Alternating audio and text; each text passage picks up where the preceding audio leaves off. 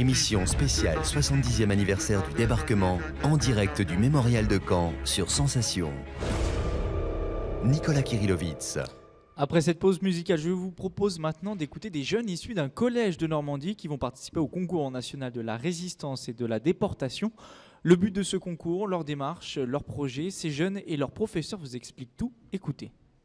Sensation Normandie, émission spéciale. Bonjour, nous sommes 6 élèves du collège Georges d'Amboise de Gaillon en Normandie et nous avons participé en 2 groupes au concours national de la résistance dont le but est de perpétrer la mémoire des événements qui se sont déroulés pendant la Seconde Guerre mondiale. Nous avons appris l'existence du concours de la résistance en cours d'histoire-géographie.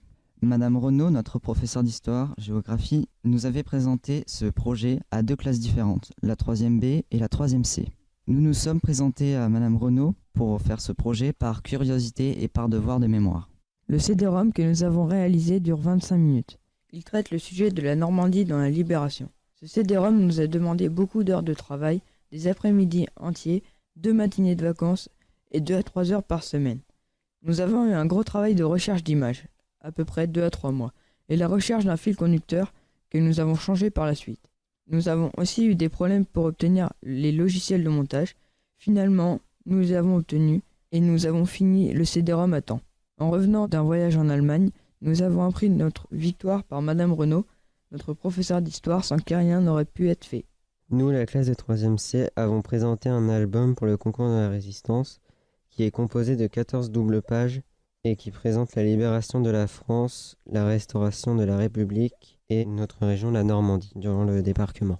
Dans notre album, nous parlons du débarquement qui se passait le 6 juin 1944. Il y a aussi les 5 plages du débarquement: Omaha Beach, Juno Beach, Utah Beach, Gold Beach et Sword Beach. Il y a une double page sur Omaha Beach, une plage surnommée Omaha la Sanglante. Il y a aussi la résistance, les civils, la bataille des haies, cette fameuse bataille dans le bocage normand. Dans notre album, il y a aussi des témoignages et des hommages. Nous, les élèves de 3e B, en début d'année, Madame Renaud nous a proposé de participer au concours de la résistance. Nous en avions déjà entendu parler par des élèves de 3e les années précédentes. Ça nous a immédiatement intéressés, d'une part pour le devoir de mémoire, mais aussi pour le défi que cela représente. Ce projet nous a apporté beaucoup de connaissances, un point de vue nouveau sur cette partie de l'histoire. Nous en gardons d'excellents souvenirs parce que travailler dans un petit groupe avec un professeur mordu d'histoire, c'est passionnant. Madame Renaud, pourquoi nous avoir proposé ce projet ? C'est parce que chaque année, j'ai à cœur d'engager des élèves dans un projet autour de l'histoire. Bien évidemment, autour du devoir de mémoire, parce que c'est quelque chose qui me tient très à cœur. Le thème du concours de la résistance est l'occasion, évidemment, de fédérer des élèves autour du devoir de mémoire. Alors, c'est l'occasion, de les engager dans un concours, de leur montrer qu'ils sont capables de faire des choses extraordinaires. Souvent, ce sont des élèves qui n'ont pas toujours confiance en eux. Et à la veille de rentrer au lycée, eh bien, c'est leur faire prendre conscience qu'ils ont des capacités extraordinaires et qu'il suffit de leur faire confiance pour qu'ils fassent des choses vraiment très bien.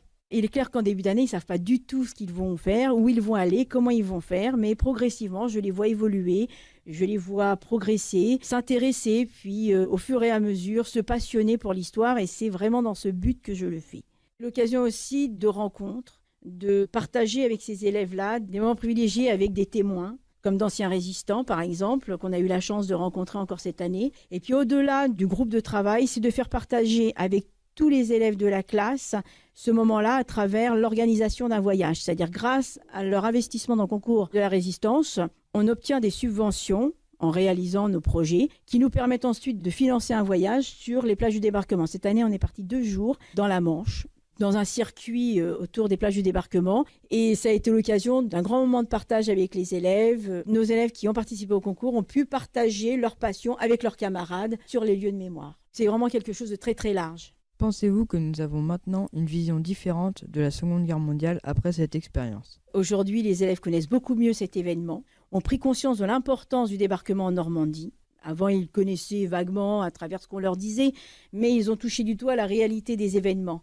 Leur vision de la guerre a complètement changé. J'en ai pour preuve l'intérêt qu'ils portent sur les documentaires qui passent actuellement à la télévision et qu'ils s'attachent à regarder. On en discute après. Ils ont envie d'aller plus loin. Ils ont envie de s'intéresser. Quand je les ai emmenés sur les plages du débarquement, par exemple, on a visité des musées dans lesquels il y avait des lieux de vente de livres et beaucoup ont acheté des livres, ont acheté des témoignages, ont acheté des documentaires. C'est bien la preuve qu'ils s'intéressent véritablement à cet événement. Pensiez-vous que nous serions lauréats du concours de la résistance? J'avais l'espoir. Ce serait prétentieux de dire que j'étais sûre qu'on allait gagner, bien sûr que non, parce que je ne savais pas ce que les autres établissements avaient fait, mais j'étais consciente de la qualité du travail qu'ils avaient produit. J'avoue que j'aurais été très déçue qu'ils ne gagnent pas, parce qu'ils se sont énormément investis, ils y ont apporté tout leur cœur, ils ont passé une quantité d'heures absolument incroyable, en plus de leur travail quotidien au collège. J'étais très très optimiste quant à leur réussite.